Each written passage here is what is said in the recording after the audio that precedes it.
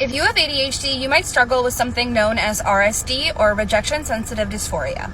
This is arguably the most difficult thing we go through, not only because of the toll that it takes on us emotionally and physically, but because it is often seen as such a negative for the outside world. How many times in your life have you been told that you're too emotional, too sensitive, and you take everything personally? How many times has constructive criticism or a mean comment just sent you spiraling for days or weeks or months at a time? RSD is being extremely emotionally sensitive to what others say about you or how they perceive you. It is being very sensitive to being criticized or the appearance of being criticized, and the feeling that everyone dislikes you and hates you. Most people that struggle with ADHD also have RSD, but it's important to note that it's not a medical diagnosis, but it is how your symptoms present. It's a way of describing what is going on within us. And you can have RSD if you don't have ADHD, but they're very common together.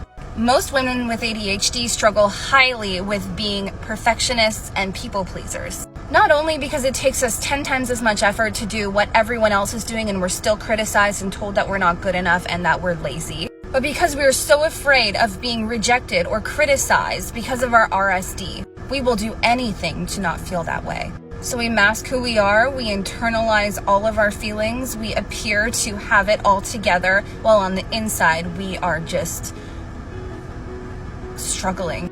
And then everyone says, well, Claire, how do I fix RSD? Firstly, there is nothing wrong with you for being sensitive.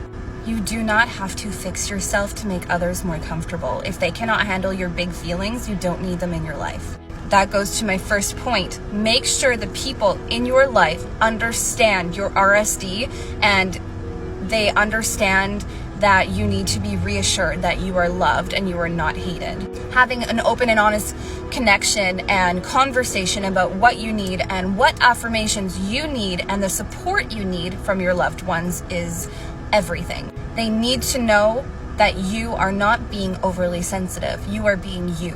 Secondly, remind yourself that all of your emotions are valid. Just because you experience life more intensely than others does not mean that it's not valid and it's not correct. If you are too much for someone, they can go find less. And this last one goes against everything we feel inside, but it's called don't take things personally. Remember that everything that others do is a projection of their own insecurities and has nothing to do with you.